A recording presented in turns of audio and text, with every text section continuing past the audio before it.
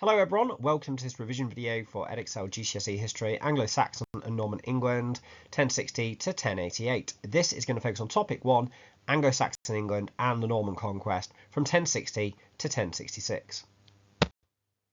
So this slide just gives you an overview of the syllabus for key topic 1, Anglo-Saxon England and the Norman Conquest. You need to know about Anglo-Saxon government, economy and society. You need to know about the last years of Edward Confessor and the succession crisis. You need to know about those rival claimants for the throne. And finally, you need to know about the Norman invasion, including the Battle of Hastings and the reason for William's victory.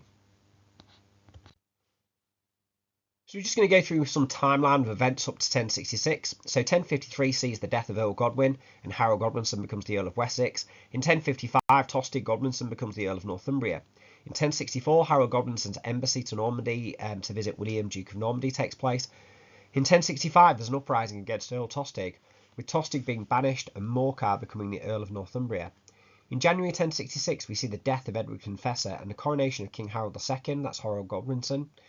July 1066, King Harold prepares forces in the south for an invasion from Normandy. September 1066, Harold Hardrada, the Viking king of Norway and Denmark, invades England. That then leads to the Battle of Gate Fulford on the 20th of September. King Harold then marching his forces north to face Harold Hardrada on the 21st of September. The 25th of September is the Battle of Stamford Bridge, where the Saxons defeat the Vikings.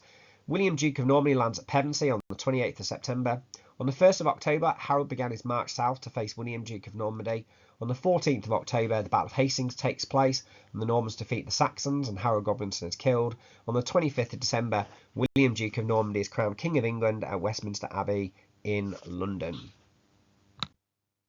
So we're going to start by looking at Anglo-Saxon government, economy and society. So we're going to talk about monarchy and government, the power of the English monarchy, earldoms, local government and the legal system, the economy and the social system, towns and villages, and the influence of the church. So Edward the Confessor was the King of England from 1042 until his death in January 1066. His last years as a king were dominated by the need to name a successor. Edward the Confessor had no heirs. When he died in January 1066, there was a dispute over who should be the next King of England. So the structure of Anglo-Saxon society was hierarchical. Each group in society knew its place and obeyed those who were above them in the hierarchy. So earls were the most important aristocrats, such as Harold Godwinson, who was the Earl of Wessex. Thanes were powerful warriors, such as Hereward the Wake. Ceorls were peasant farmers, but were free and were not tied to the land. This meant that they could move around. Peasant farmers rented small farms and worked for the lord. They were tied to the land and could not leave village. Slaves could be bought and sold. They were regarded as property rather than people. So how powerful was King Edward Confessor? Well, in terms of evidence of power, he could raise a large army from his earls and their thanes. This was important as kings needed to give lands won in battle to their followers. He was a respected lawmaker who kept family quarrels between landowners in check. He was very religious or pious, which pleased Anglo-Saxon society, as kings were believed to be a representative of Christ on earth. A good king could bring God's blessing to his country. But the limits to Edward Confessor's power. Anglo-Saxon kings ruled all of England, but half of this was made up of something known as the Danelaw. This meant it was an area which had kept some Danish laws and customs, and these people wanted local men to rule them, not the King of England, Edward the Confessor. Earl Godwin of Essex was as rich as Edward and militarily more powerful. He could pressure the king into doing things the way he wanted, such as appointing Godwin's men to important church positions, or giving earldoms to Godwin's sons.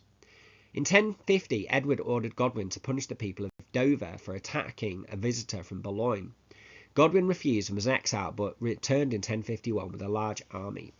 Edward had to restore Godwin's earldom to avoid war. So that shows you some of the limits to Edward the Confessor's power. The earls quite often had power over him.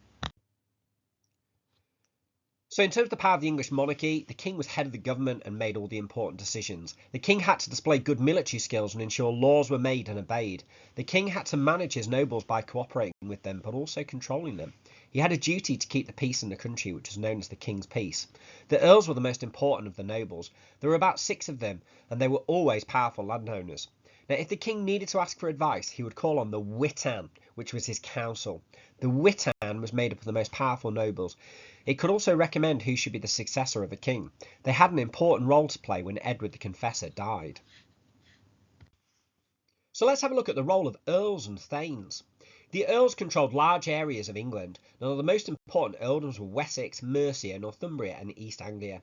Harold Godwinson was the Earl of Wessex and was known as the Alter Rex, which means other king, which shows just how important and powerful he was.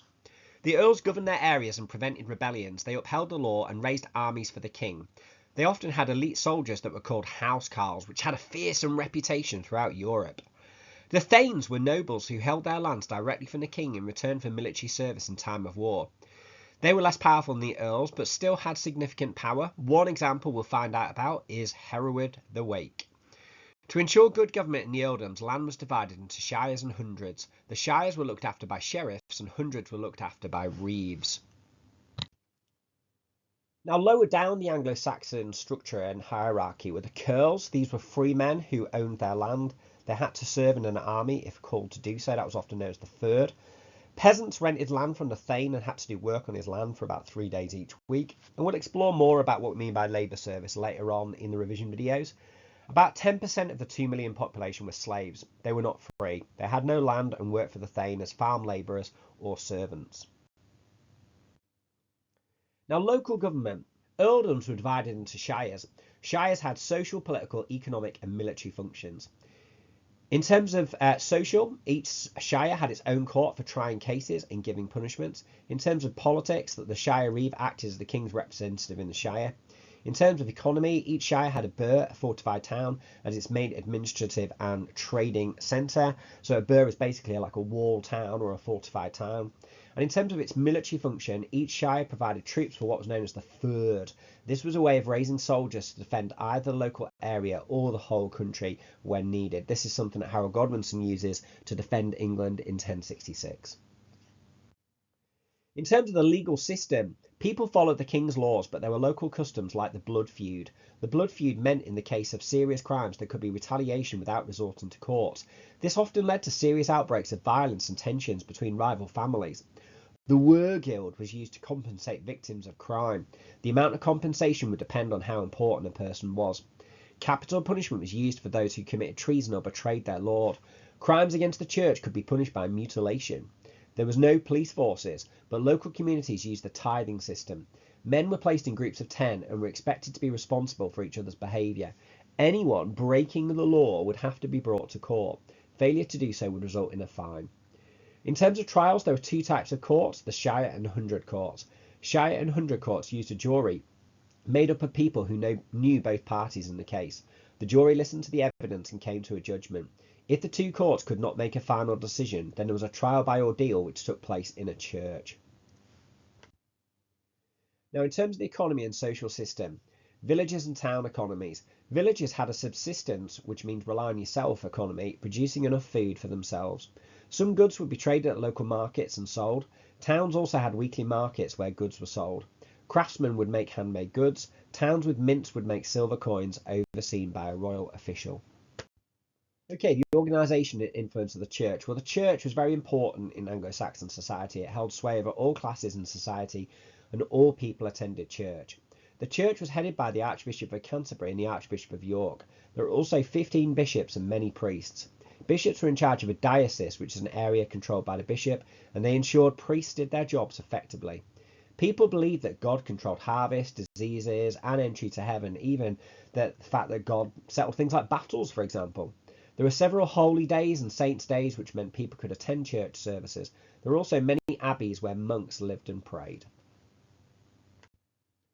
So in the next part of this video, we're going to look at the last years of Edward the Confessor and the succession crisis. So we're going to talk about the significance and power of the House of Godwin, Harold Godwinson's succession as the Earl of Wessex, and we're going to talk about Harold Godwinson's embassy to Normandy, the reasons for the rising against Tostig and his exile, and then the death of Edward the Confessor.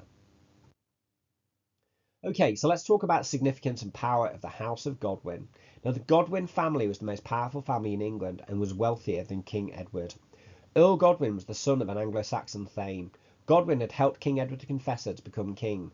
Edward the Confessor had married Godwin's daughter, who was called Edith of Wessex. Now, Earl Godwin died in 1053, and his son Harold Godwinson became the Earl of Wessex. Now, in 1055, Tostig Godwinson, who was the brother of Harold Godwinson, so another of the sons of Earl Godwin, Tostig Godwinson became the new Earl of Northumbria. Now, the Godwins had a power base in the north of England. Gurth Godwinson, another of the Godwinson brothers, became the Earl of East Anglia, and Leofwine Godwinson became the Earl of Kent. So the Godwinson family were really very crucial and very important and powerful in Anglo-Saxon England. Now, as earls, Harold Godwinson and his brothers controlled most of the country by the early 1060s.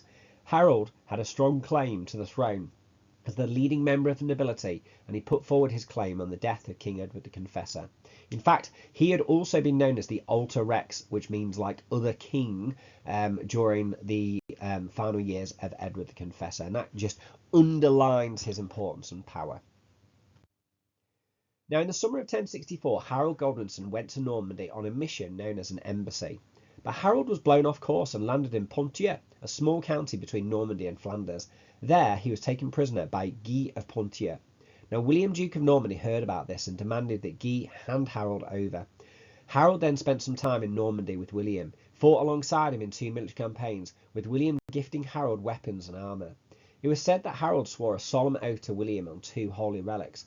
This could have been an oath of allegiance, or it could have been supporting William's claim to the throne. Now, in 1065, there was a big uprising against Tostig. As we've seen, Tostig Godwinson was the Earl of Northumbria, and he became the Earl of Northumbria in 1055. Now, much of Northumbria was part of the Danelaw, which was the area settled by the Vikings. In October 1065, there was a rising against Tostig, led by important Northumbrian thanes. These are the reasons for the rising. Firstly, taxation. Tostig taxed Northumbrians too heavily. Danelaw areas were not used to heavy taxation, so the Northumbrians were angry about this. Tostig was seen as being unjust. He imposed new laws from the south and abused his power. People said Tostig falsely accused people of crimes to take money and land from them. Assassination. People said that Tostig ordered the assassination of Northumbrian nobles at a dinner party that he'd held. Being a southerner, Tostig was from the south. He was a southerner, was often absent from his earldom. The north had usually governed itself, so Tostig was seen as an outsider and he wasn't trusted, and therefore this was a key reason for the uprising against him. And then finally, the Scots. Tostig was friends with King Malcolm III. He did not defend Northumbria properly from Scottish attacks. In 1061, Malcolm attacked and plundered the lands, and Tostig did not retaliate but simply made peace. So let's delve into what happened during the rising against Tostig in 1065.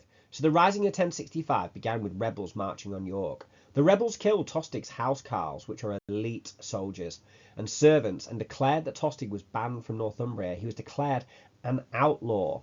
They invited Morcar, the brother of the Earl of Mercia, Edwin, to be their earl instead of Tostig. Now, Morcar was a northerner and seen as much more trusted. Harold Godwinson responded to the rising by meeting with them and agreeing to their terms. It seems he was in agreement that Tostig had gone too far. King Edward ordered an army to be raised, but the order was not obeyed, and Harold and the other earls made excuses to not raise the army. Tostig was furious at what he regarded as a betrayal. It seems that with King Edward getting old, Harold Godwinson now had his eye on becoming king rather than being loyal to his brother. It was in Harold's interest to allow the rising to succeed. Now, on the 5th of January 1066, Edward the Confessor died. He had no children, which created a succession crisis. Some historians argue that Edward the Confessor said Harold Godwinson should be the next King of England on his deathbed.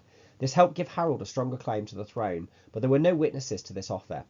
Edward's closest relative was his nephew Edgar the Atheling, but he was only around 14 years old, so it was up to the Witan to decide who should be the next King of England.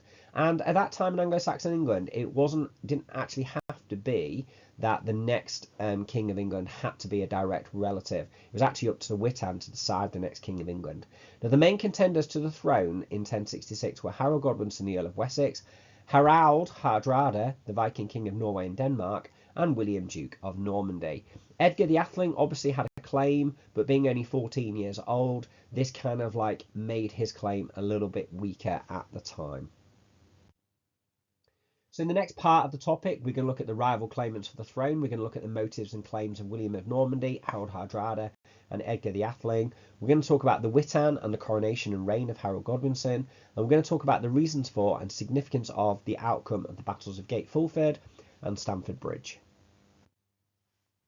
So these were the rival claims to the throne. So Harold Godwinson, well, the Witan actually chose him to be king, and he was crowned very quickly, actually, on the 6th of January 1066.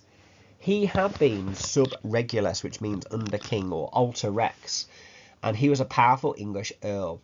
Harold's sister Edith was married to Edward the Confessor. Harold then married the sister of Edwin and Morcar, who confusingly was also called Edith. Now, William Duke of Normandy, said that Edward promised him the throne in 1051. He also said Harold confirmed the promise at the embassy in 1064, and William already had proved himself to be a strong ruler of Normandy. Now, Harald Hardrada, the Viking king of Norway and Denmark, he was a strong leader, proven military warrior, and his ancestor, King Canute, had been king of England. He wanted more land and wealth from England, and he was encouraged to claim the throne by Tostig Godwinson. Now, Edgar the Atheling was only 14 in 1066. He was the only blood claim, being the nephew of Edward the Confessor. After the death of Harold Godwinson at Hastings, the Witan chose him as the rightful king of England, and I think that shows that Edgar the Atheling did have a pretty decent claim to the throne. So in Anglo-Saxon times, it was not up to the monarch to name a successor, really.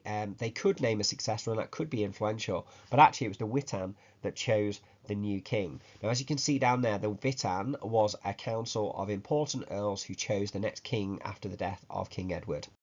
Now, the Witan didn't waste much time in their decision, probably because they were all together, with it being Christmas anyway, but the Witan quickly chose Harold Godwinson, and he was crowned the same day that Edward the Confessor was buried, on the 6th of January 1066. Now, the rapid nature of this suggests that Harold Godwinson was very keen to seize power quickly. Both Harold and the Witan would have been aware of the other claims to the throne. Harold Godwinson had many challenges as king, like challenges to other Anglo-Saxon earls, being accepted in the north, the fact that Tostig was angry and travelling around Europe looking for allies to gain revenge on his brother, and the fact that William of Normandy was planning an invasion. So Harold was crowned king in Westminster Abbey, 6th of January 1066. Now, when William of Normandy heard that Harold had been crowned king, he began making plans to invade. Harold Godwinson quickly went north to York to deal with his opponents there and get the support of Witan members who had not been in London. As we've seen, Harold married Edith, the sister of Earls Edwin and Morcar. This helped to cement his position as king and secured alliances with the two powerful earls in Northumbria and Mercia. Harold gathered the largest force that England had ever seen to guard against invasions by William, but also by Tostig. Now, Tostig began attacking the east and southeast coast of England in May 1066, but he fled and he began plotting with Harald Hardrada over in Norway. Harold's army and fleet guarded the southern coast all summer, but the expected Norman invasion did not come. Harold disbanded his invasion forces in early September so men could return home to help with the harvest. Now, Harald Hardrada, the Viking king of Norway and Denmark, together with his new ally Tostig Godwinson, launched their attack in September 1066. Hardrada had between 200 and 300 warships with around 10,000 Vikings. They landed at the River Humber and marched up to the city of York. Their route into the city was blocked by a Saxon army led by Morcar, the Earl of Northumbria, and his older brother Edwin, the Earl of Mercia, at a place called Gate Fulford. Now, Edwin and Morcar decided on an open battle to defend York, rather than staying behind the city walls. But the Vikings defeated the Saxons. They had more soldiers, and Hardrada and his housecarls were battle-hardened. Edwin and Morcar also had the marshes to their backs, which meant they had nowhere to go when attacked. Harold learned about the invasion and decided to march his forces north quickly to defend against the Vikings.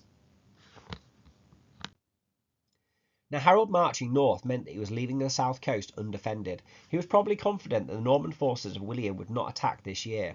The wind was blowing from the north in the wrong direction, which meant that William was stuck in Normandy.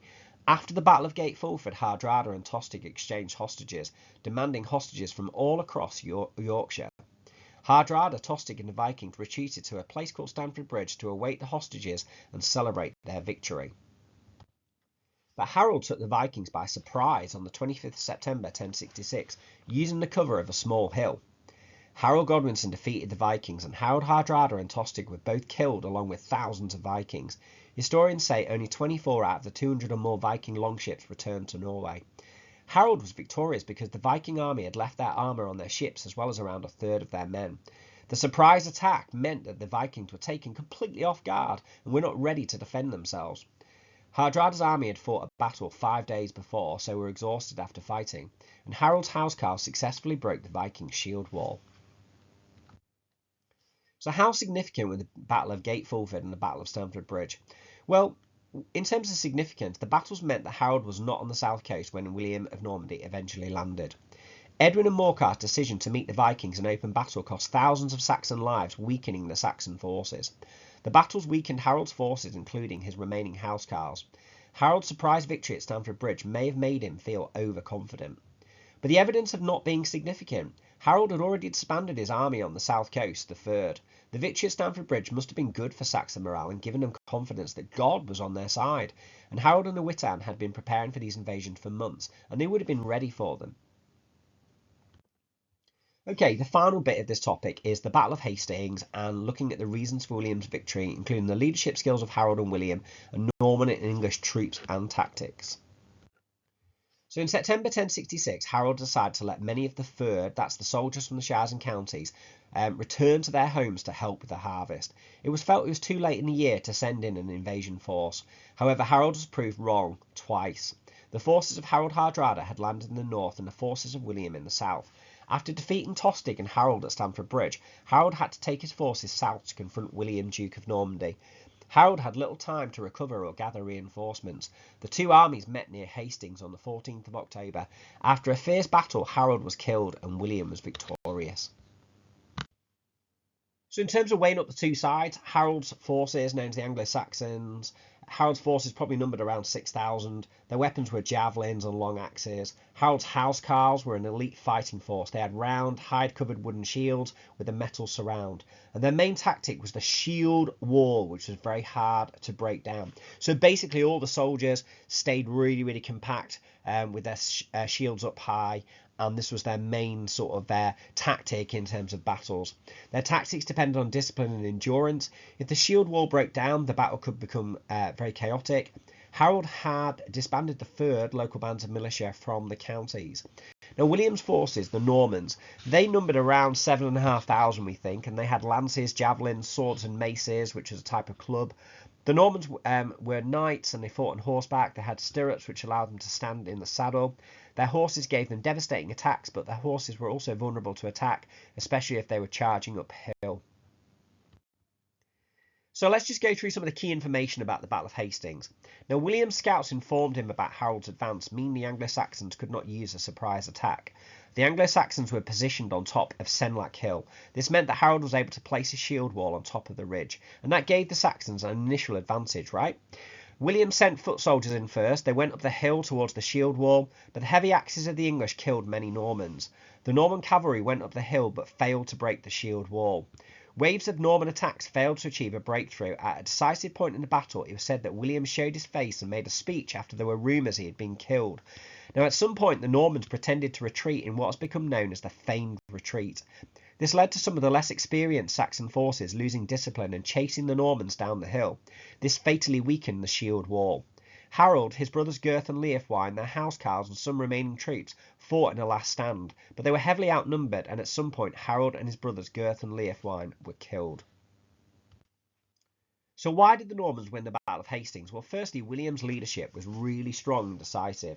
He deliberately delayed sending his forces over to England and waited for news that Harold had disbanded the Third. William needed strong leadership to keep his army and fleet together during this time. Nobody had ever transported horses across the channel like this before. He used flat-bottomed boats, and actually, when we look at the evidence of the Bear Tapestry, this was really challenging to get the horses into the boats. William had landed at Pevensey and he marched across the coast to Hastings, where they adapted the Iron Age fort into a defensible castle. William had also brought a prefabricated castle over that could be quickly put together, allowing him to set up a stronghold on the south coast. William got his men to destroy the surrounding countryside, taking food, drink and burning down houses.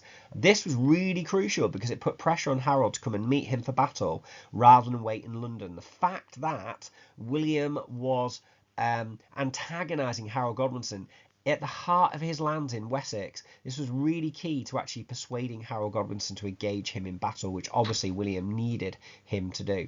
So William showed really strong leadership during the battle as well. When he was said to take off his helmet and make that speech inspiring his soldiers, that was also a really important moment in the battle as well. Now, Harold's leadership saw some mistakes, so we can talk about William's strengths as leader, but also some of Harold's weaknesses as a leader. Harold called the Third out in May, meaning he had to keep it supplied for nearly 4 months before disbanding it. Harold could have waited in London rather than rushing to meet William for battle. Harold's decision meant that he faced William with weakened and depleted forces. It would have been much harder for William to attack Harold in London and would have involved him laying siege to the city. Harold was unable to surprise William. In fact, he was surprised by the fact that William's forces were waiting for him at Hastings, meaning they began battle before Harold's forces were truly ready. So Harold made some big mistakes, but probably the most crucial one was the fact he didn't wait longer in London and rush to meet William straight away. Perhaps he was a little bit too confident, having won the Battle of Stamford Bridge. Now, the Anglo-Saxons made some tactical errors as well. There was a lack of discipline in Harold's army, which saw the shield wall break down, and in particular, Harold's foot soldiers breaking ranks to chase the Normans down the hill during a feigned retreat weakened the shield wall. Now, the Normans' tactics were pretty good. The Anglo-Saxons were pretty one-dimensional. They only had the shield wall, whereas the Normans had a useful mixture of archers, cavalry, and foot soldiers, but that compares to the Saxons with their sort of one-trick pony of just having the shield wall. So that meant the Normans could try out different tactics and could be a little bit more fluid in the heat of battle, and ultimately help them win this sort of long medieval battle. Now, the Normans also used the tactic of the feigned retreat. They pretended to flee in panic, and this was really decisive in breaking up the shield wall and allowed the Normans to fight on level ground, and it meant that the shield wall broke down and the Saxons abandoned their strong position on the hill. And then there's a lot of luck, really. So William could easily have been killed in battle, and if he had, the battle would have been over. Medieval battles were really chaotic, and the Saxons could easily have won the battle on a different day. But obviously, with Harold Godwinson dying, that meant that William had won the battle and won the Battle of Hastings.